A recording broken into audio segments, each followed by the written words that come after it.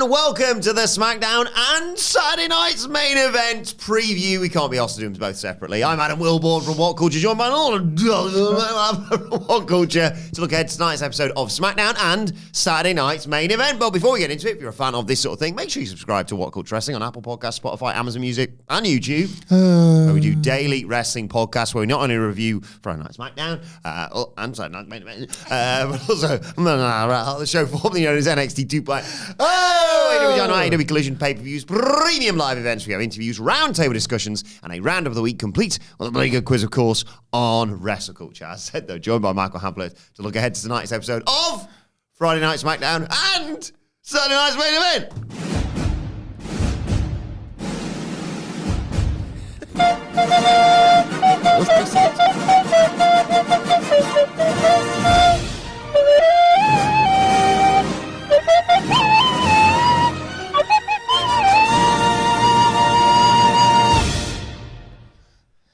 Like a pig in poop, aren't we? Do you remember when it used to be in December? I am like a kid at Christmas, as opposed to what I actually am, which is a dad at Christmas. This weekend feels significant. This show, the one on the screens in front of you, as beautifully curated by our wonderful producer, Adam Nicholas, feels... Oh my God. Frankly, not of this earth, but especially not of this month. No. WWE has undergone so many changes, and thank God for all of them, in every respect since 2022. But I have often leaned on, it's very much becoming my February 2020 of the WWE turnaround. I said likes that as his AEW. Oh my God, this is everything to me. Raw is Triple X. Oh my God. Let me tell you, I have ripped it off to a number of things with those three X's in my time before. But one of them was not WrestleMania 30. So I never thought that wrestling and those three letters would be sort of, encased together in my joy and euphoria. But that show not only gave me this, frankly, transcendent and incredible opening segment with the Bloodline and what was, categorically the hottest story in wrestling. Yes. Such a big part of the, not just the creative turnaround, but the creative enthusiasm within WWE. But then it gave me a host of main roster, locked in, involved WWE regulars doing big stuff. And in the case of, and it's the example we love because it was so much fun on the night, Imperium scaring off DX. Right? Yeah. The Undertaker, theoretically, and R.I.P. Wyndham Rotunda, but giving that nod to Bray Wyatt in the way that WWE's booking had failed to do over and over and over again. And it was in one simple moment that meant so much to so many with those two characters, and countless other examples across this 3-hour show. But it was on that night that it was this realization that the Raws I was enjoying in late 2022 were able to foster these meaningful characters, these meaningful personas. If you think about that, the trial of Sami Zayn segment alone, but the fact of how it folded in the Judgment Day and the potential of them potentially becoming tag team champions as it was at the time, and just how much you wanted that. Because hang on, these Judgment, they're not just arseholes dicking around. The arseholes dicking around that you've developed a real relationship with those characters, and it was how's he done that? And then you look up and down the roster, it's that's everybody. Yeah. That's every single character. It was a real moment for me where I was I think we might be in this for the long haul. And then flash forward to a December, traditionally a time where WWE creatively takes a bit of a month off. It almost allows itself to go into a period of stasis ahead of the Royal Rumble, which, if that's late January, that kind of factors in January as well. It's the 6th of the year. When are we going to start rebooting everything, please? And that's obviously not the case now. There's no cold period in WWE right now because, let me just check my pulse. Yeah, it's boiling hot. And this Saturday night's main event is almost like a celebration of that, because what it's done, and why I use Raw as Triple X as the latest example for a thing I love about WWE, is because that was the night that we saw, hang on, this creatively inspired WWE can do nostalgia right as well. That was this big thing that nostalgia was so all that WWE had that they gave it everything. Yeah. They gave the old acts everything. They gave the nostalgic nights, every single segment, every single last word, every needle drop, everything was in service of these people that were gone the next week, leaving behind a trail of dead pushes and broken careers, time and time and time again. Yeah. Why? Because it was the one thing that broken creative machine could do to spike a rating. It was shameless and transparent, and we watched, and that was why it continued to be shameless. No, that's not why, but it stayed being shameless and transparent because of that. This is like potentially the perfect world. I don't want to like overstate this now and then be disappointed by the show. If the show doesn't deliver, we're going to sit here on Monday and we're going to review it in good faith. Oh, say, you know what? we get to review on Monday. Oh my God. Yeah. But we'll say it's bad if it doesn't deliver, right? Yeah. Because the expectations have been set sky high by this one. And if those aren't met, like I like to think we'll kind of be honest about that and say as much. But the reasons the expectations are so high, just looking up and down this card, and the card that isn't even complete because of the stuff we're going to preview on SmackDown to get us there as well. The fact that the nostalgia seems right now pitch perfect. And I say that sort of nervous because it might not be the case in the literal sense, because I don't know if Jesse Ventura's got an entire night in him. I do know that Karrion Kross has got a crack in Jesse Ventura. So if Jesse Ventura just gives some of his big lines and wants Karrion Kross to say them over a microphone, and we see the body at the booth, fine. Like there's a way for this to work. With a cup over his mouth the whole time. Don't let him see your lips not moving. There's a way for this to work. So my ceiling is lower on that bit of nostalgia, but it is absolutely sky goddamn high, along with my penis RIP, which has flown to the moon as I think about the red, white and blue ropes, as I think about the obsession theme playing throughout, not just on the opening, but the interstitials in between. Yeah. As I think about even the kiak itself, the peacock being in one corner, which means the WWE watermark has to go probably in the top corner because it just looks cool. We're on the tube, aren't we, in the UK? We will be watching on YouTube. The fact that right now it's a 2-hour runtime, even if they use YouTube as an overrun, which means all the usual belly aching and complaining about the supposedly devastating breaks between the matches can't be there because you've got 2 hours to fill this card. Yeah. And then obviously the card itself, some of the big title implications, well, big is understating, isn't it? The massive title implications, everything that's pointed towards the Netflix debut in January and then everything else that is to come. If you're into this era of WWE, this is Christmas coming early before you do. Sorry, by the way, if you saw me looking around there. I was just thinking, where's my mug gone?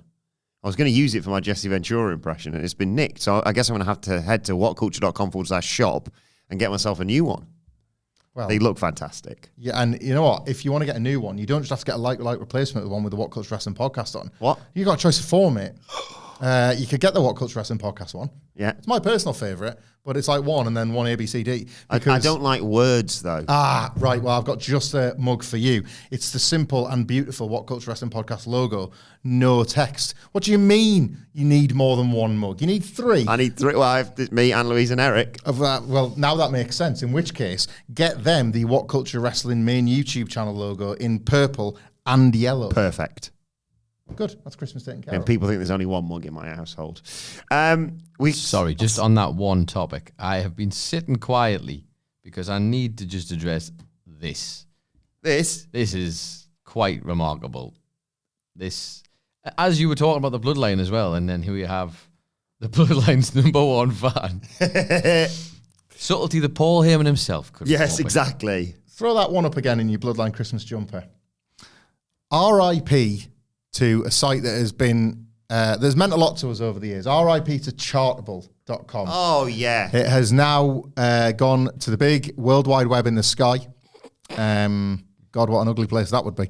There are other chart websites available. This is not like a BBC thing. We're going to find them and we're going to milk them. Yep. But Chartable has always been that like one-stop shop for not just the charts of like where you are in the wrestling charts, but then sort of where you are all over the world. There's lovely little bits of data that you can gather. Myself and Nicholas would use it with Podcast Horseman as well. It would collate all the reviews. It was such a great site and we will absolutely miss it terribly. And do you know the thing I like the most about Chartable, Wilbourn? What's that? Was I liked, and look, the thing is, I wouldn't lie about our podcast. I would look at that chart, and if we weren't #1 in the charts because the goddamn dead man knew his way around some numbers, I would want to see us get back up there, right? I would want to see... Good motivation, wasn't it? Yeah.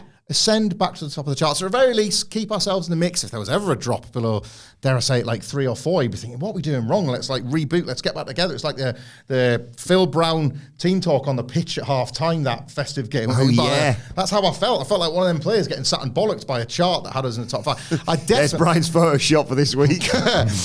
Shotgun Jimmy Bullard. Yeah, well, he took the piss out. He did the celebration. It worked out really well for Hull City, that as well, didn't it? Yeah. 2-0 into 4-0. I think it wasn't just that. The whole season went off the cliff. Yeah, that's right. I'm pretty sure that was the year they got relegated, actually. Aye. So I wouldn't look at those charts with anything other than joy for the people that made the incredible.chartable.com. Much missed already. Well, funny you mentioned that. I went on yesterday. Did you? The day before it, in their words, sunset, which is a lovely way of saying it's dead. I didn't know you went on this website before I started this rant. Well, I did. And I went on just to have one last look. Apple Podcasts, Great Britain, Wrestling. That's where we are. Yep. In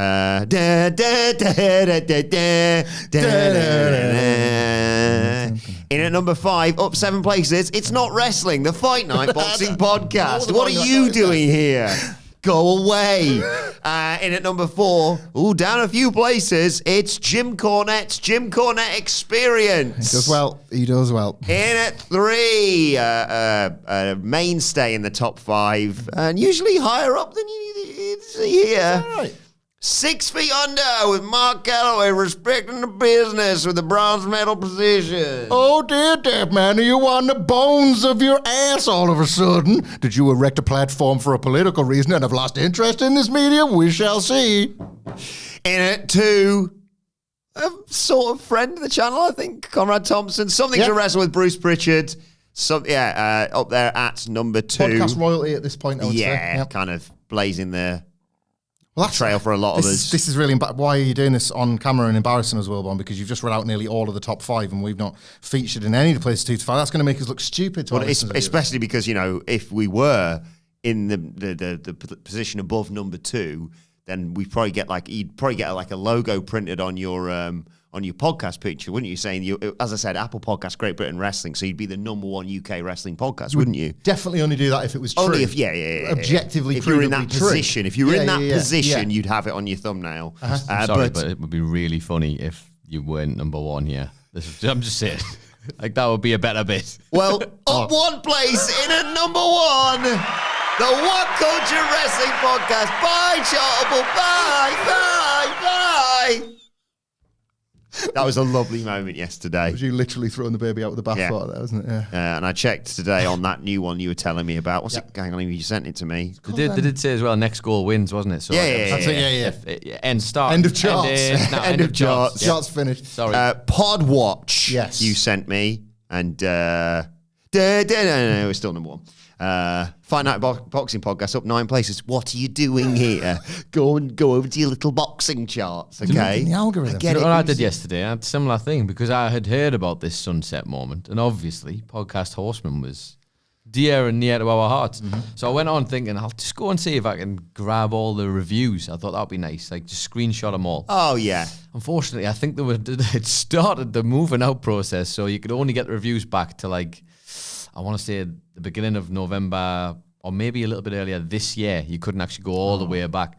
But I did find all the emails where it sends you a preview of them. So if any of the reviews fit in the preview, you got the full thing. But anybody who decided to write a passage, you got the first paragraph or 2 and then it was gone. So they're all there. We can always go through them, but RIP Chartable. A great service. WhatCulture's 3rd most popular podcast ever. Podcast Horseman. Yeah. Really? Us, gaming, and then just edging out. They're brilliant. I will give them a lot of praise. Go and check them out if you're a fan of Star Trek. Yeah. Brilliant Trek culture. Yeah, Podcast Horseman in at number 3. I will absolutely tell. Look, we could update the podcast cover image even now to have a sticker on saying the number 3 podcast in the WhatCulture Network. And I'd be proud of that because it's objectively, provably true. You would only put a sticker on your branding. It's a digital image. You can't just peel that sticker off. If you're going to put it on, you best commit to it. Indeed. You best not be lying. Anyway, like I say, it's sort of a weird combo podcast, this, because we want to talk about SmackDown, obviously, but it's with an eye to Saturday night's main event. With that in mind, to get to the women's US title final, which goes down on Saturday night, of course, we've got the semi-finals tonight. On one side of the bracket, it is we'll start with this one because it seems slightly more predictable, fairly obvious winner of, as much as I love Meechin, Tiffany Stratton has to be the finalist, right? I think so. It doesn't really matter who from the other side gets through. It's not like spoiling it if Tiffany Stratton wins. You're like, well, you've got to have so-and-so face them. I will say this. If they go with Meechin, because nobody will have seen it coming, you can then have the exact same bit of fantasy booking for the following night where it's like, well, hang on. I didn't call this, so now why could she not go all the way? It's the Ricochet versus Brock Lesnar. Why can't I? But they actually book her better, and she stands a fighting chance. And if Meechin wins, then I think I know who from the other side's winning, considering their history. And a lot of people want some of that as well. So the more we talk about this, the more I'm tempted to put this on first on SmackDown. Okay. Because it throws open the drama around the semi-final. And as we just discussed, leaves it open-ended for who could potentially win. But I don't think that's going to happen, and I do think it's going to be Tiffany Stratton defeating Meechin. We've done a predictions video that is for Saturday night's main event. It's going to go out on the WhatCulture Wrestling main channel. I'll shove it out as a podcast tomorrow as well. Don't worry. There you go. We'll get double dip on that one. The video will be out probably now for people to watch. Don't watch it. Wait for the podcast to drop tomorrow, probably. There you go. He's just said double dip, and then you only watch it a single dip. Do both. Just do both. Do both, yeah. Just leave it playing in the background. Put it in a drawer. Leave it playing. In fact, the best way to do it would be to put the visuals on a screen, mute that, and then listen to it on another device. See if you can sync it up. Simultaneously. Play a game. Try and sync it up. It's like better sound quality in a way, isn't it? That's what I've heard. Yeah, we're covered. Right, that's covered. Well, do neither, because I'm just going to tell you, I think Tiffany Stratton's going to win the whole goddamn thing. Wow. But I think she beats Meechin en route to that. And I wonder if she doesn't win at Saturday night's main event, because this is the thing, you've got so many different permutations. There's a million things to get excited about, Wilbourn, as I often say. I could well see Nia Jax helping Tiffany Stratton here, and it looking like she's going to be the difference maker on the night, and then that potentially going right or very wrong for the two of them at Saturday night's main event. But yes, I think Tiffany gets it done here. Yeah, our thoughts across the sort of Saturday night's main event card are, that's kind of predictable. That's slightly predictable, but I'm still looking forward to it. And the rest of it, I have no idea what's going to happen there, which is really, really exciting, especially for, like you say, a sort of PLE in December for WWE, because it used to just be like the most obvious loser challenging for this title, or the most obvious title switch as we head into Rumble season, basically. I keep flip-flopping. I love Tiffany Stratton, obviously, but I think the winner comes from the other side of the bracket. It's Bayley versus Chelsea Green. I would love it to be Chelsea Green, and I'm going to get very excited if I watch SmackDown tonight and Meechin beats Tiff, because it just feels like a lot more an obvious thing to have, even though the dynamics would be the wrong dynamics, arguably, because I think people are ready to cheer for Chelsea Green, obviously, and people have said she's deserved her flowers for quite some time. And if you're going to give the other title to Natalya, you're going to have to give it to someone a little bit different. For the US title, rather than just be like, oh, there's legend, there we go, put the title on that person. I've got a question for you. If Chelsea Green wins, yes, which would be great, obviously, can Tiffany Stratton cash in on Chelsea Green? Ooh, I don't like it. No, I'm not. She possibly can. But then ultimately, she cashes in on Chelsea Green. Everybody's even more sympathetic with Chelsea Green, which they already love, and then they can hate on Tiffy a bit more as well. There's precedent. Austin Theory tried and failed to cash in on Seth Rollins, if you remember, the United States title. For a title that he was defending in an open challenge every week. Yeah. I'm a cool guy. He was sure was a cool guy. So, yeah, that's not a bad shout. And the idea of... I like the idea of Nia Jax trying to pressure her into doing that, but I don't want that to happen. The two of them holding the titles and Nia thinking like, I don't have to worry about her anymore. She's used the briefcase. She's got her own belt. She is no threat to me. And we have said, and I think this is why I think Tiffany might just win the tournament outright, is because this, should I cash in, is now feeling a little bit out of juice. And if you need something to juice up, potentially Charlotte Flair versus Tiffany Stratton. Charlotte, who's allegedly could return this weekend, I hasten to add. Queen's in the ring, a queen on the aisle. Charlotte Flair. Oh my God. However, this does take us into talking about the other side of the bracket, because you, Adam Wilbourn, I think, have nailed another, not only just as feasible outcome to the tournament and the second part of this tournament, but also a potentially more creatively satisfying outcome. I think this is what's going to happen. I'm leaning more towards this, although I'll change my mind 5 times before the show even happens tonight. That's Bayley winning the whole thing, beating Chelsea Chelsea Green, and then being Tim Estrella in the final. That's how they do it. Because A, it's Bayley, and what a way to establish a new mid-card women's title than, God, she was world champion at WrestleMania. Now, look, she's carrying this round in 2025, and, you want to do transfers and whatever, right? But I like the idea of her winning it, and I don't know, maybe Chelsea Green would be a good person. Some heel to say, all right, so Bayley's the United States champion. Mm-hmm. Right, Naomi was in that tournament. Bianca Belair was in that tournament, but also she got eliminated because she was busy being distracted by Jade Cargill, who was also in that tournament and then got taken out. It's all kind of worked out pretty nicely for you, this Bayley, hasn't it? Now, I will say my booking has Bayley not being the person behind the Jade Cargill attack. She's been framed by Naomi, which is, I think, what we all want. Yes. But I just think that's a really clever bit of booking with Bayley sort of, I mean, I just am this lucky, but who knows?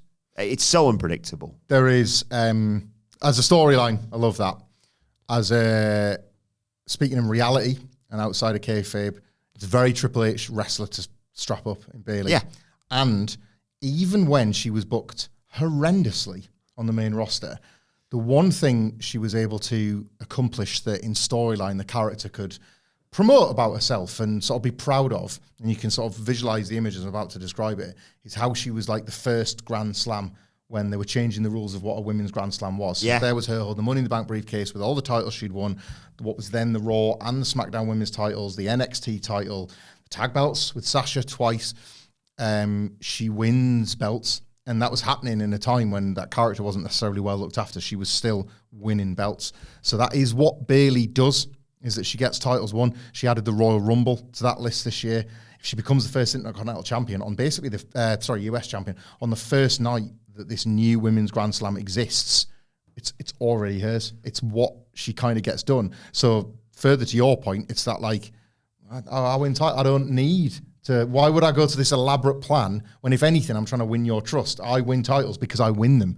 And then Bianca's like, yeah, and let's look back at how you've won some of them. And it just further piles the pressure on Bayley to defend herself from this crime she hasn't committed. Or, of course, she's holding the newly won US title in the air and Charlotte Flair's music hits. And then on the subsequent week on SmackDown, if that happens, she's talking. She's the person that should be a great heel to immediately come in and say, so you were in this tournament and there was going to be Jade Cargill in it, and then, she got taken out. And then Bianca Belair was going to be it. And, bring that back. Triple H gets that over. That's his greatest ever achievement. If he gets that over in 2025, make the Observer graphic from right now. He's taking... look, I'll be the one to be controversial to say it. He's taking the Booker of the Year title back off Shawn Michaels. I'll put that out there. Right, let's talk a little bit about SmackDown, and we'll circle back to main event in a second, because some big stuff is happening on SmackDown, or has happened, and I'm excited to see how you think it's going to be followed up. DIY, newly heel. I mean, I'm really booked a match or anything, or you've got Street Profits, you've got obviously the Motor City Machine Guns being like, we're going to be having our rematch. Mm-hmm. I want them to be unbearable tonight. Yeah. I'd have, sorry to interrupt, I realised I was asking you a question and then immediately cut you off. It's very rude of me. Okay. I just popped into my head, have Grayson Waller and Austin Theory host a party for him. Love it. Like they're all just dickheads together. Austin Theory getting to do his way, high five again. Oh my God, yeah! Oh my God. Hang on a minute, we should be able to get there, hang on. The Way Town Down Under. Yes. There you go. Because and Indy Hartwell would be a perfect fit for that. God damn it! But she's getting a lot of big appearances. She had Mina Shirakawa on her new. That's true. Yeah. What did you do on that, Wilbourn? Well, Indy Bloody Hartwell has got some flipping mates. I'm not going to make any more work for myself. And then it cut to Mina Shirakawa, who said subscribe to the channel. And do go and support Indy Hartwell. Lovely person. What would Mina Shirakawa sound like if she was delivering Cody Rhodes' famous catchphrase? What do you guys want to talk about? Thank you. Thank you for that. What were we talking about? DIY. The heel turn was in the works for quite a while, I think, and thank God. I was fairly critical of, come on, guys, just all be friends. But it was a plan, and we wanted to think it was a plan, and I was kind of hoping against hope at one point it was, but it's played out. The Street Profits, in the meantime, as are they as wronged as the Motor City Machine Guns? Because I feel like they might be. They've been attacked and screwed out of the title shot. Like, that's the direct consequence of this DIY heel turn. But along the way, they've been completely manipulated as well. So the Guns haven't really done anything wrong. And they were about to win the titles when Ciampa hit the ring, yeah. Yeah, but it's ultimately cost the Street Profits more than the Motor City Machine Guns, who have had this great run. We said this on the review. What this has done really is just address any sort of worry that the Guns as your favourite tag team's favourite tag team was almost it was a blessing and a curse, wasn't it? Because it was they've inspired everybody. Everything you watch today, from DIY to the Young Bucks to the Usos, you can trace back to the type of stuff that the Guns were doing. But then, because all of those teams have done it, and more beyond, it almost looked like the dads are back doing dad stuff. It's like watching the sort of, and I love this stuff, but the, you know, that when you would get those Legends five-a-side football games? Yes. And it would just be so cool to see some of your favourites back in your team's kit or whatever. But it was you can't put them out there on a Saturday afternoon at 3:00 against today's professionals. And there was an element of that with the Motor City Machine Guns that I think was immediately addressed by them winning the belts. Yeah. No, they can be top of the tree. They can just be the best. It was belts making the men, but it was men that made belts long before that. So that's kind of a nice little thing you did with the Guns. What might really benefit DIY, other than what I think is a fantastic idea of this really obnoxious mid-ring celebration with the Way Town Down Under, is the transfer window. Yeah. Is the fact that, let's say, for example, the Street Profits are finally going to get their hands around the stinking throat of Johnny Gargano and Ciampa, and then Postman Pearson, SmackDown James can't remember his name, come out of a room, all smiles. Great news, guys, you're moving to Raw. You f***ing what? That'd be so good. But then that's hiding a real push, and they genuinely get a run, and there's something happening for the Street I've got Profits some fantastic news. Are we finally getting our title match? No, you're going to Raw and starting again from the bottom. flip the desk, but then they actually have a great run on Raw, and it solves a lot of problems for them. But just in general, the tag team scene, I know it's very fast, but I'd rather have them dethrone Street Trash than War Raiders, but I think that's going to happen on Monday. Street Trash versus Street Profits, the Street Derby, the Street Fight. A quality street fight, that would be. Quality street fight on Christmas Day. Oh my God. The quality street fight. It's a Wednesday. Wilbourn, let me give you your roses. It's a Wednesday, but there's no great wrestling on that day anyway, so it's fine.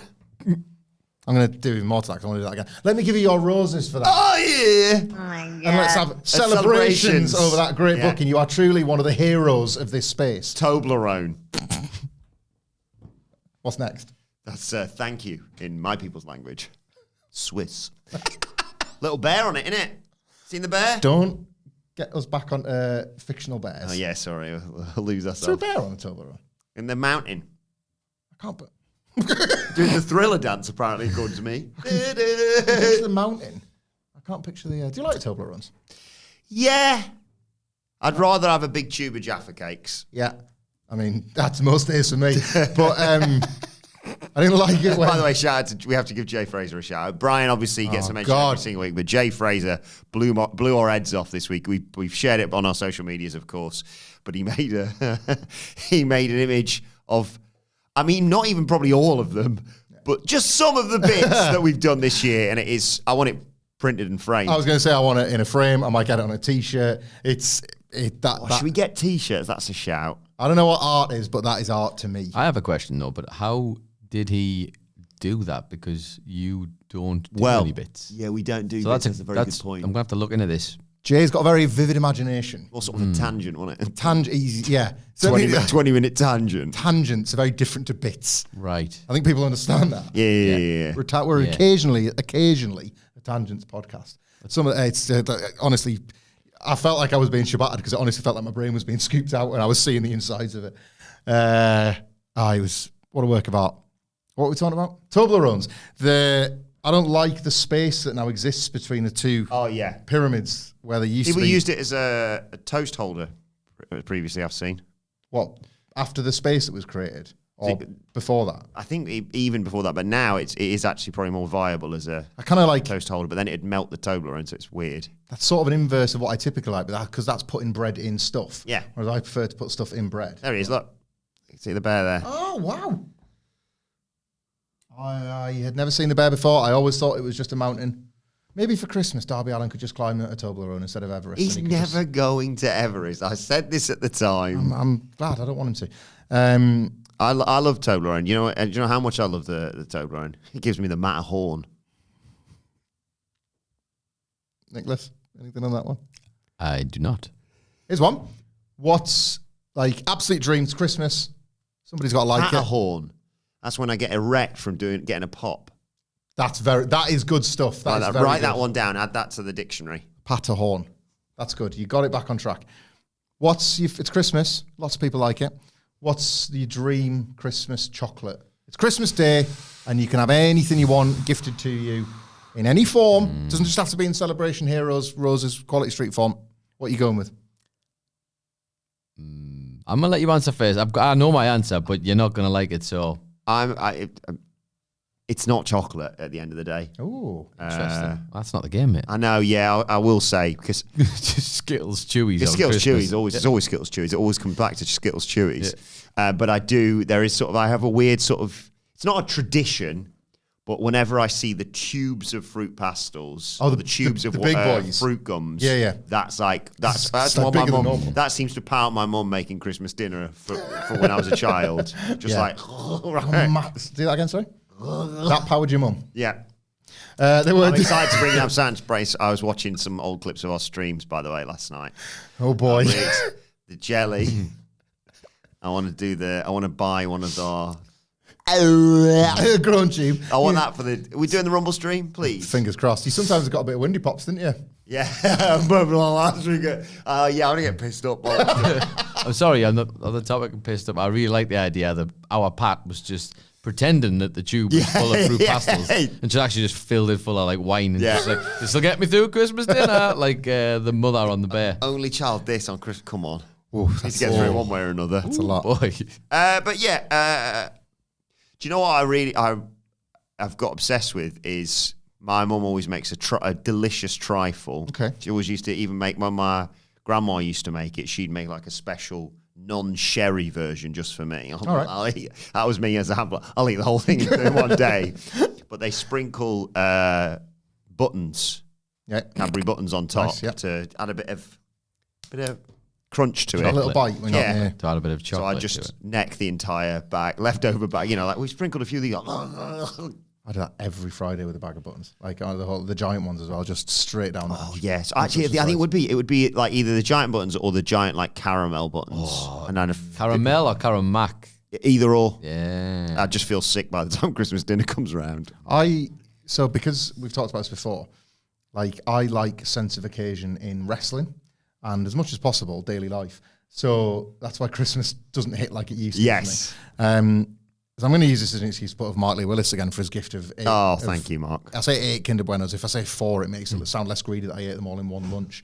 But yeah, Monday. Was it Monday? I think it was Monday's lunch was taken care of. Yes. It was the last time I saw you, so it was Monday. Yeah. Thank you very much for my 4/8 Kinder Buenos, Mark. They were delicious. It was spot on, and if I could choose chocolate for Christmas Day, I would just choose the same chocolate I would choose every day, which is the Kinder Bueno. I think it is the current, reigning and defending undisputed GOAT. I will welcome change, and I welcome some challenges to come for it, but right now, that's where my heart belongs to. Buenoel. Well. Although, considering how the snow effect should be part of all this, the white chocolate ones need to do away with that crispy stuff on top. I don't know why they've done the white chocolate. Is that like a Biscoff or is it? It's fine. A bit like it's not unpleasant, but I want the white Bueno as an authentic experience of the regular Bueno, but with white chocolate. I don't think that's that much to ask. Like the way the Twix has kind of adopted it in the best possible way. A perfect example, the white Twix. It's just a Twix, but with white chocolate, and you're like, yeah, all right. The white lion looks like sheep, but it tastes like a lion bar. Is that the tagline? Yeah, that's how they sold it in the pitch meeting for sure. I got one of them. These you seen this? You heard about this? These smooth Mars bars that people are talking about without the cock veins. I saw the picture of this. Was that not like your mate when he had the crisp that would won him like $100,000? Were you not worried about eating something that was gonna? I see. I hadn't thought about that. Now he's having an absolute panic attack on the inside. Well, I Did I tweeted just it throw thinking- away Christmas for 10,000 years? So I tweeted the picture of it. So this is weird. I ate it anyway. And then it looks so nice on the phone. I stuffed that in there as well. But no, so I ate the Mars bar anyway. And then, I did get a bit of panic. I think it was Matt Reeves was one of the first, but a number of people responded with this like BBC article, like, man gets reward for like corrupt Mars bars. I was like, what the hell have I done? It was £2. Yeah. They sent him £2. Oh, that's it. So I was like, right, that's fine. It was good that I didn't eat the. I ate the veiny Mars bar. Yeah. The vein-less Mars bar. Yeah, I nice. love that. Sorry, Nicholas. It's on Favorite Christmas chocolate. So I would like to first preface this by saying that I like all chocolates pretty much. I'm not going to lie to you. Just love chocolate. Always had a sweet tooth over the spicy eats. You know what I mean? So Yeah. do you like a bowl of roses or celebrations to be out and you just hand in whatever's there is there? Or Well, I mean, that's anything, whatever. You know, like literally, especially when you go back for the Christmas, the mother's got a, you know, when people just used to send each other forever sweets, tins of sweets. Yeah. And I had to get to a point where the world collectively was like, how are lads, let's just settle down here. We've still got them next year from the previous year. Yeah. we've got all of the bounties left because Wilbourn's not come around yet. Exactly. Send me about. Yeah. Send them your bounties, literally, you'll eat them all.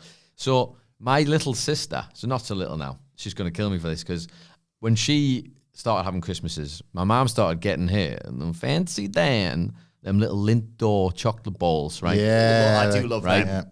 But they're absolutely unreal. And so the first year, it was me going, little princess, getting the fancy Dan chocolate. And then I was like, these are actually the best thing I've ever had. They are so now amazing. every year, the joke has been flipped, because it's me who's always like, where's the Lindt door? I'm Yeah. only coming back. Where's that? So now I have this obsession with the little, but it has to be for some reason. I'll eat them all, but the circular balls, Yes, I they're love the them. ones for some reason. They are the ones. That's put me back in mind. It might actually be on Jay's montage, but it might have been something we spoke about in this time last year. So I don't know if it made the 2024 collection.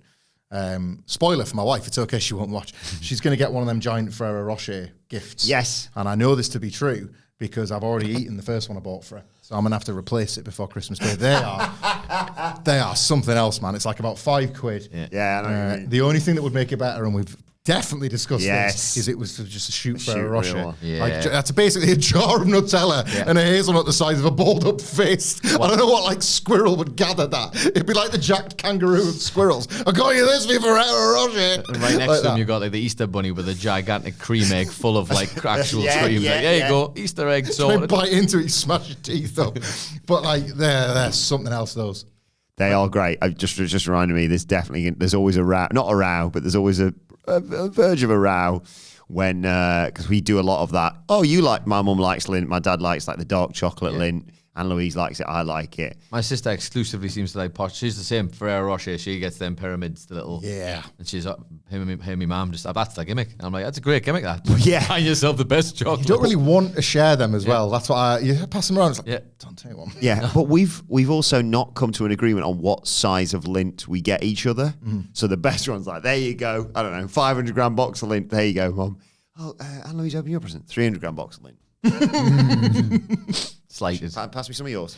Do we like the chocolate is a good sound, isn't it? The Lindt bunnies or reindeers. Yeah, And the gold. I think the only problem with Lindt is that is with the chocolate that I will eat so much that I don't eat any Christmas dinner. They're so Moorish. Yeah. There's something in them that, like, I think I went around to visit a mate around Christmas, and they had the salted caramel ones for the Lindt Yeah. store, which I hadn't had. They were in like the light blue packet. Yeah. And I had one of them, and I was like, that's absolutely class. And now I'm too scared to go and do it again because I'll just end up getting 5 different iterations. I have to stop myself in the local Sanos that we got around the corner Say no, kiss my because ears. they've got like a make your own Lindt box Oh, thing okay. with like all the different ones. And my brain In every your time. local Sainsbury's, like The big Sainsbury's, but oh, it is a big one. Yeah. No, I was thinking not it was like a a Sainsbury's newspaper's one or local. something. I was thinking, wow, I'm going. No. Mugs going to the train station one that they've f***ing broken, by the way. Oh, yeah. I should be going to Wilbourn's in Gateshead. Yeah, that's a definite PSA, actually. It's use of powers. If you invented the new Sainsbury's at the Newcastle Central Station, and you are responsible for the shifting of the shelves, Have they moved it all around? They've wrecked it. Oh man, I apologise, It's Will bad Bourne. enough. you ruined that Sainsbury's. That's where I get my sometimes Yeah. quick shopping. I can't even do it anymore. It just doesn't function anymore. People are stopped and gathered in weird places. Oh You just yeah, can't get moved. It was It's already so- pretty tight, wasn't it? Yeah. Oh dear. Oh dear. But yeah, they have their like build your own lint boxes, and the devil on my shoulder goes, "You could just pick up one of those chocolates and eat it as you're walking around. They're not going to stop you. And throw the wrapper on the shelf or something." Throw the. So we followed you around. You've eaten 20 lints. You literally left a trail of wrappers, so it was easy to find you, like a one-man Hansel and Gretel crime spree. I legitimately thought this was okay when I was a kid because my mate's dad took us to like a sweet shop once. You know, like the pick and mix gimmick. Yeah. And he literally just like looked at us both and winked and went, "Try before you buy." And like had one, just ate one. I was like, "Is that how this works?" So I'd like go and go, "Do I like that?" And start eating it. And the people in the shop was like, "What are you doing, son?" It doesn't, in a supermarket, right? This doesn't, I wouldn't say it gives me the ick, but like, I don't feel right. Okay. When you see people eating in a supermarket. Yeah. Like, and it's fine, isn't it? Technically, it's all very much The like traditional one was as like a bag of grapes in it, and I'm doing the big shot. Scan the barcode at the end, Yeah. and that it feels off to me when people are eating as they're doing the shopping. You see it sometimes. Like, I sympathise a lot more when you can just see like a kid who's clearly kicked off, and they've gone, "You're sitting in the trolley, and we'll give you, I don't know, a donut," and they're just like, "Oh no," and then the parents are just like, "Well, they're quiet for 5 minutes, and I can get my shopping done." Yeah, I would have thought you would have liked the eat while you shop thing. I thought that would have catered to like your on the move business. It would. I certainly, once I've bought the food and I'm heading back to the office on a lunch break, it barely makes it back to the office before I've eaten it. It doesn't jive with my like fastidiously follow every rule that you've been told to follow your entire life principle. Like I am so scared of even the tiniest infraction that like that just like, oh God, what if I forget to scan the? I want to win, I want to beat the system, but I'm too scared to, and I just Who is Carmelo Hayes' mystery opponent tonight on SmackDown? I think this almost scans as a spoiler. So if you don't want to know who this is, I saw a lot of. Have you seen I think I know who this is, so I Yeah. don't know if I can talk about it. Yeah, There is a lot. or I think it is at least. Should we just go for like a minute on this and then tell people to skim forward? Good if they don't idea. want to know? Yes. So we'll put like a shot clock on this for like 60 seconds or something. Yeah, we'll talk about this for 60 seconds. And don't worry if you're thinking, "Well, where's the game where you put?" Well, we know it's not going to be any of them. I've saved the game for something else, so don't worry. Right, I'll put a timestamp in. Oh, just thank to you. say, avoid this if you don't want to. spoilers. 60 seconds, starting from now. Well, you can get these hands that were doing stop clock because it's Braun Strowman. Braun Strowman is what I heard as well. Yeah. And it was people like Scoopsters and the likes, and just people talk about it as if it was like a done deal and a matter of fact and all that sort of thing. People talk about it very much in a past tense of, that's a bit of a disappointment, because there was quite a lot of speculation that it might be Penta. Yeah. And there was just general interest, I guess, because the transfer window just opened up, and it was like, well, it could be anybody from Raw or possibly an NXT call-up, of which at this time of year, there's all that sort of excitement. There was a few people saying, well, maybe it's Trick Williams, and it's one of them things where sometimes the NXT champion comes up and has a night. Been referencing him recently, hasn't he? Gets this win. So there was all of these options, and nobody said Braun Strowman, but why not? I like it. I think people have been a bit over critical of it. Critical of it, yeah. Penta would have been awesome, but I think Braun's going to get a huge pop. And in my head, we've got 5 seconds left. Cody moves to Raw, Gunther moves to SmackDown. If you've got Gunther and Braun on that show, that sounds good to me. Lush, very good. Hello, welcome back. We've stopped talking about it now, and now we're going to move on to something completely different. Let's get back to Saturday night's main event, because I've got a game to play, but that's about SmackDown. We'll save that till the end. Liv Morgan, Io Sky. Who you got? Io Sky. Wow. Why not? I was totally sold on Io Sky versus Rhea Ripley due to that tug of war. I've never been sold on a wrestling foo-head by a tug of war ever, so yet more history made by Boom era WWE. I saw it. I like the look of it. Felt big time, and I did use words to this effect on the predictions video we've done, but it is really quite something that the woman that started this year as champion, winning the belt off of all people, Liv Morgan, would scan as an upset. Yeah. What a run that Liv Morgan has ultimately managed to assemble, not necessarily for the title, but for herself. I think this has been like her defining year as a significant character within WWE, a ratings driver at various points, a story that was divisive, but I think if you were really in these storylines emotionally and you were ensconced in this bubble, I think you would have loved it. We talked a lot about how divisive SummerSlam was, but that was such a big night for this story, and I think you could kind of see where people's interests were by judging their reaction to SummerSlam as a show. Interest for that reveal of Liv and Dom was incredibly high. But Rhea Ripley has seemingly had her big win for now at War Games, and I just felt something different when Io and Rhea came together. And for that reason, I'm taking Rhea Ripley. And like I say, feels like it's an outside bet. Taking Io, but with a view to Rhea. Yeah. Yes. Yeah. I can see where that comes from. I'm inclined to think that may well be the case, but I'm going to go in a completely different direction. I'm going to say Liv Morgan retains, hopefully through less shenanigans than she has in recent PLE appearances, to be perfectly honest. But I also do like the idea, spoiler, Finn Balor doesn't win the world title in our booking later on, of the dissolution of Street Trash, because they're like, sorry, why should you be a leader again? You didn't win. I did. And like Dom's already not paying much attention to Finn, and that's the infight in there. It's all slowly falling to pieces. I also like the idea, we were talking on the news this morning about big return Charlotte Flair, as I mentioned. I also really like the idea, and I've added to it more than what we said on our predictions in my head now.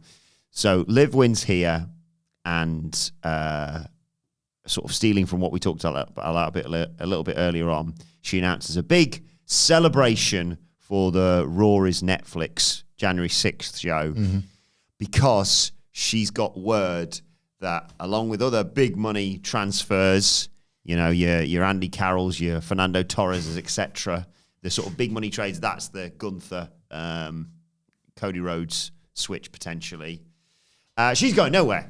Okay. Liv Morgan. But, you know, they wanted some big things, did SmackDown, in exchange for some of the names. And not only are, you know, they're losing Cody. So Gunther, obviously, you want to still present him as you know, a major star and not like lesser than. But they wanted something else. Yep. SmackDown's got Rhea Ripley. And she's like, well, nice. looks like everything's done. I've beaten Io Sky. She's out of the picture. She's not having a rematch. I beat her fair-ish. Yeah. Rhea Ripley, congratulations on your win, but unfortunately, yes, you win the Royal Rumble, and Raquel's going to make sure that doesn't happen or whatever. That's never happening. I guess everything's all right. Becky Lynch returns on the Raw is Netflix show, and for that to happen, Liv Morgan has to retain on Saturday. It's sometimes we use this phrase flippantly on this podcast. It's all good stuff. Yeah, genuinely, there are, and I think we're going to say that about a couple of other matches here. The reason they're unpredictable is not because the booking like hasn't really made sense or the stories haven't been tight. It's because the permutations each way are pretty exciting. That's why you buy on near falls. One match we won't buy on near falls, we'll keep this one quite brief, is Gunther retaining the World Heavyweight Championship, isn't it? Yeah, I mean, it's a crime if he was to lose here, and it's not going to happen. I don't even necessarily want the Priest and Finn Balor stuff kicking around at this point, but it looks like we'll get one more out of them. They'll hoy him in a steel cage at the Boxing Day Madison Square Garden show, and they might do the same on television one last time just to wrap this up. But Priest could jump shows. Yeah. So one of them needs to. Balor could lose his title match with JD McDonough the following night, and that really does sort of expedite the breakup of Street Trash. Gunther's retaining. Yeah. This match could be like a lot of fun, by the way, but Gunther's definitely retaining. Tell you what won't be fun, but at least for one of the people in it. Sami Zayn versus Drew McIntyre. It's going to be fun for us. It's not going to be a good night for Sami. Yeah, it feels like an angle masquerading as a match, this one, doesn't it? Drew McIntyre fresh off an extremely cross performance on a podcast. I mean, I'd be pretty pissed off if I was on that podcast too. Come on, hours. But a pretty strong display and a verbal delivery. Number 7 in the charts. Good for you guys. Hey, any help? You know where we are. Good. On national television a few weeks ago, plugging that. Yeah, Drew McIntyre was really strong on that podcast and has been fantastic this year.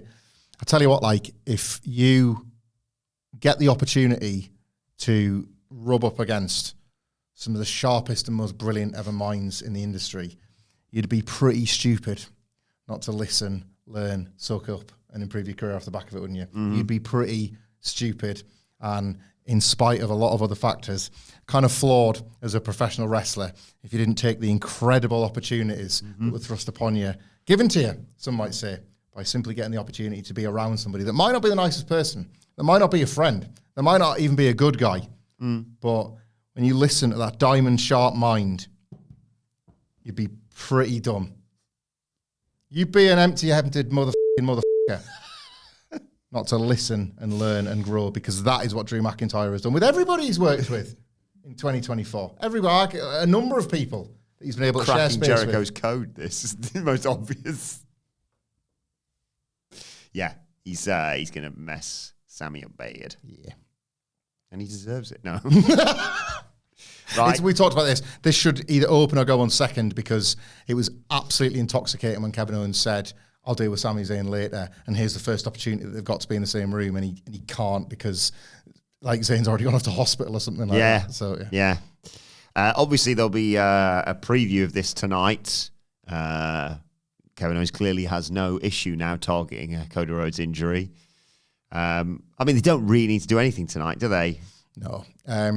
It's good to go, and good understates how great all of this has been and how amazing it feels to be sitting here a day before a world title match featuring Cody Rhodes and not being able to know who, for definite, who's going to leave the show with the belt, not being able to map out with any certainty the future of some of the biggest stars ahead of, I keep listening to the list and it just gets bigger every time because I remember another show. The Netflix debut on the 6th of January, the Saturday night's main event on the 25th, the Rumble on February the 1st, the Elimination Chamber in the Sky Dome on March the 1st/2nd, whenever it is. Yeah. These are all enormous checkpoints on this road to WrestleMania that has never actually felt more like a road to WrestleMania than it does if you consider the speed bumps. Like, they're all huge. So, and sorry, just to add to your point, not knowing what belt they're going to leave with. Indeed. That's it, right? So, like, at this point, the WrestleMania card having so many different options and so many different ways you could have night one and night two. It is, it's a bit, we don't do bits. Millions of things.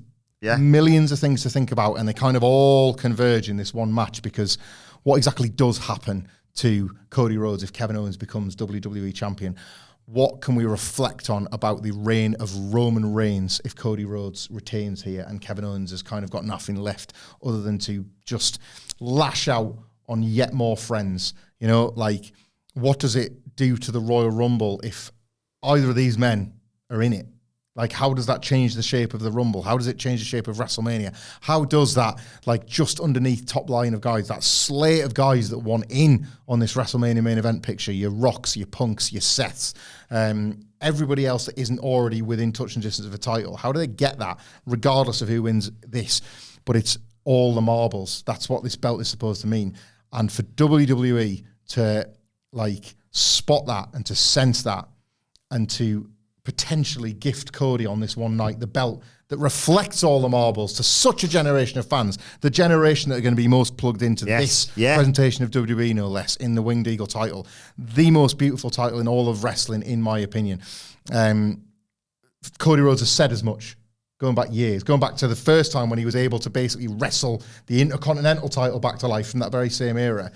This is what he's wanted, and this is what he gets, and imagine it gets taken away from him at the first opportunity. He arrives with that title, and he doesn't even get to leave with it. And further to that, what if Kevin Owens, who has no truck for your petty nostalgia, does a very nostalgic thing and smashes it to bits with a hammer, like Mr. Perfect did to Hulk Hogan's back in 1990? The options feel endless. They feel endless. I want so much Kevin Owens to win this for the narrative possibilities of him winning it. But I'm so excited if he doesn't. Yeah. Because how pissed off is he going to be, and where's that going to go? What does Cody do now going into Rumble season as the champion and finally being able to look upon these WrestleMania matches, this possible night tour with The Rock, this dream match with Cody Rhodes with CM Punk they've somehow kept in the locker, the possibility of Cody Roman for the third WrestleMania in a row and it being enormous with a total flip reverse of every story they've told over the prior 2 years. It is huge, and it starts here. Like, how on earth, if you are into this, can you not just have your clockwork orange eyes wide open to it, just wanting to That's going to be me Sunday, 1 a.m. Yeah, 1 a.m. Every single second of it. I live for this. Yeah. You've convinced me as the weeks have gone on that Kevin Owens is leaving with the world title. But you know, I sometimes talk about how I may not think about title changes or different results happening. And then as I'm watching the match, even if it's just a near fall in that 2.9 count, my brain has booked, 6 months in advance. As you were talking there, I was thinking, Right, yeah. Kevin Owens wins the title. I mentioned in our video as well, Jamie Kennedy's brilliant suggestion that he wins the title here, only to drop it back to Cody in January on their Saturday Night's Main Event the week before the Rumble. So you kind of had your cake and eating it as well, with Cody going to WrestleMania with the belt, but also Kevin Owens has been world champion and now you could do an all or nothing where the loser doesn't get to enter the Rumble. Yeah, as well. Exactly. Yeah. But my brain there went, right, but what if Cody wins, lol, right? Not to that level by any stretch of the imagination. I don't think fans would even get pissed off if he won here. No. Cody wins. Kevin Owens is like, you joking me? Like, maybe he feels wronged by something that happened in the match or whatever. Or just his anger gets the best of him. Not he gets disqualified, any of that bollocks. And he's like, I need one more shot at this. And he's the one they go, great news, Kev. You're off to Monday Night Raw. And then Punk wins the world title. CM Punk versus Kevin Owens at WrestleMania. You haven't thought about that, have you? I know, because I've been too busy thinking about all the other things, Wilbourn. Yes, please. I'll take that, thanks very much. Oh, no, I don't get that. Oh, God, instead I've got Kevin Owens versus Sami Zayn. Oh, no. Oh, my God. Oh, God, well, what do you do with, like, CM Punk then, in which case? Because, like, Cody Rhodes is busy and maybe he's already fought Seth Rollins on Netflix. Oh, no, Steve Austin lives pretty close. Oh, God, oh, no. There are no bad outcomes unless The Rock screws it all up. If that happens, it's not a bad outcome anyway. So, before we wrap up, I thought we could end on a little game. All right. It's nearly Christmas after all. Bring a game in. It's time to play the game! Time to play the game! Ha ha ha ha! Who will the new bloodline target next? They're not going to, but it's a fun game for tonight because the legends are in town. The Ace, Jesse Ventura, alrighty then. He's going to be there on Saturday night. You've got Greg the Hammer Valentine, Coco Beware. It's called Jesse the Body Ventura, and you're thrusting this Ace nickname on him to do your gym. It kind of pisses me off as a shoot, mate. Like, It's not respecting the business. That is extremely disrespectful of the business. Greg the Hammer Valentine, Coco Beware, Ted DiBiase Sr., numerous other legends in town for Saturday night's main event. So I know they've attacked LA Knight and Andrade, and that'll probably be what happens now is like a tag match or whatever. Yeah. No, we're not doing that. I have the WWE alumni page open in front of me. Which legend shows up tonight? Hey guys, really looking forward to Saturday night's main event tonight. What do you mean I'm not making it there because they've been attacked by Jacob Fatu or whoever? I'm into this. Yeah. Okay, I'm scrolling through the WWE alumni page. Usual Pro Evo rules apply here. Tell me to stop. I'll give you a number to choose from. You get 2 skips, but if you use both of them, you are stuck with your third and final choice. Stop. Pick a number between 1 and 12. 12. Caitlin. Oh, I mean, I'd like AJ Lee to come back in 2025, and Caitlin was a kind of legacy rival. Yeah. But this wouldn't be the way I would choose to. Hey, Caitlin! Yeah. I suppose they've got beef with Punk, so there's a bit of sideways animosity there. You know what? I'm going to skip. Good idea. Doesn't seem fair on Caitlin, that. Stop. Okay. You got quite the mix here.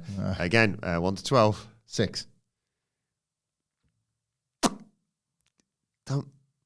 No. Okay, 3. Mickey James. God damn it. You had Miss Elizabeth, by the way, before. I tell you what.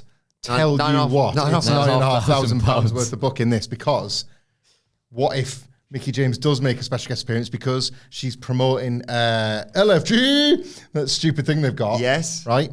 And this doesn't result in her needing to get beaten up, but she could bring Booker or the Dead Man into town, and they could be the one to actually take the beating, but it's really to get to her.